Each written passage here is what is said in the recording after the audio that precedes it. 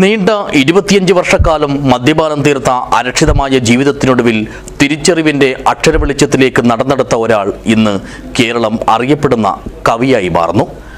കാഞ്ഞങ്ങാട്ടെ 45-കാരനായ വിനു വേലാശ്വരത്തിന്റെ ജീവിതമാണ് സിനിമാ കഥയെ വെല്ലുന്ന ക്ലൈമാക്സിൽ എത്തി നിൽക്കുന്നത്. This news sponsored by Bobby Chemmanur international jewellers. ഒരു യഥാർത്ഥ ചങ്ങാതി നമ്മുടെ സുഖദുഃഖങ്ങളുടെ അളവ് നാം അറിയാതെ തന്നെ എടുക്കും. പുതിയ കുപ്പായം തുന്നാൻ ശീല വാങ്ങിച്ചു തരും. എല്ലാ സൗഹൃദങ്ങളും നല്ല ജീവിത കുപ്പായമാകണമെന്നില്ല. മദ്യപാനം ആഘോഷമാക്കിയ കാലത്ത് സുഹൃത്തുക്കളും പരിചയക്കാരുമെല്ലാം വിനുവിനൊപ്പം ഉണ്ടായിരുന്നു.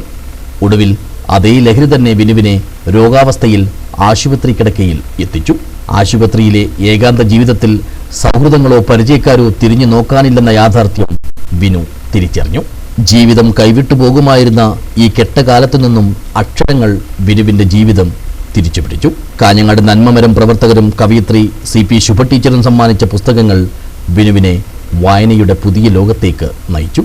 സ്വന്തം ജീവിതാനുഭവങ്ങൾ ചാലിച്ച അക്ഷരങ്ങൾ സമൂഹമാധ്യമങ്ങളിൽ കുത്തിക്കുറിച്ചിടാൻ തുടങ്ങിയതോടെ വിനുവിനെ വായിക്കാൻ ആളുകളുണ്ടായി. അങ്ങിങ്ങായി കുത്തിക്കുറിച്ചിട്ട കവിതകളെ തേച്ചുമിനുക്കി ചേർത്ത് വെച്ച് കാഞ്ഞങ്ങാട് പുസ്തകവണ്ടി പുസ്തകമാക്കി പ്രസിദ്ധീകരിച്ചു. അങ്ങനെയാണ് വിനു വേലാശ്വരത്തിന്റെ ആദ്യ കവിതാ സമാഹാരം വെയിൽ രൂപങ്ങൾ വായനക്കാരിലേക്ക് എത്തിയത്. ഇത് വിനുവിന്റെ ജീവിതത്തിലെ മറ്റൊരു അധ്യായത്തിലേക്കുള്ള വഴിത്തിരിവായി മാറി. കൈവിട്ടു പോകുമായിരുന്ന ജീവിതത്തെ തിരിച്ചു വന്നത് പുസ്തകങ്ങളാണ്.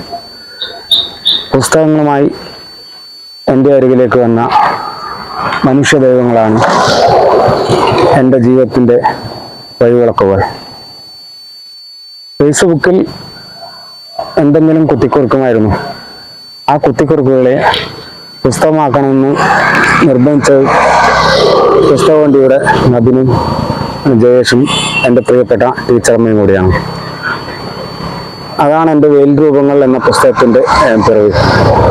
പുസ്തകത്തിന് അതിശയിപ്പിക്കുന്ന തരത്തിൽ വായനക്കാരുണ്ടായതോടെ വെയിൽ രൂപങ്ങൾ ഒരാഴ്ച കൊണ്ട് 2ാം പതിപ്പും കഴിഞ്ഞ് ഒരു മാസത്തിനുള്ളിൽ 3ാം പതിപ്പിലേക്കും കടക്കുകയാണ്.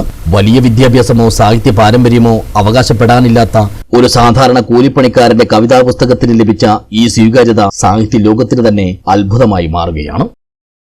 ചേർത്ത് പിടിച്ച സൗഹൃദങ്ങൾ സമ്മാനിച്ച ജീവിതത്തെ കവിതകൾ കൊണ്ട് കടം വീട്ടുകയാണ് ഈ പച്ച മനുഷ്യൻ. കൊഴിഞ്ഞ തൂവലിനെ ഓർത്ത് പക്ഷി വിലപിക്കാറില്ല. ഇനി പറക്കേണ്ട ഉയരങ്ങളെക്കുറിച്ചാണ് പിന്നെയും പക്ഷിചിന്ത.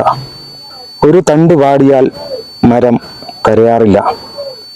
മറുതണ്ട് തളിർപ്പിക്കാൻ വേരുപൊരുതും. മഴ തോർന്ന് അകം ശൂന്യമായാൽ ആകാശം ഇന്നേ വരെ കണ്ണീർ പൊഴിച്ചിട്ടില്ല. News bureau, Kanhangad.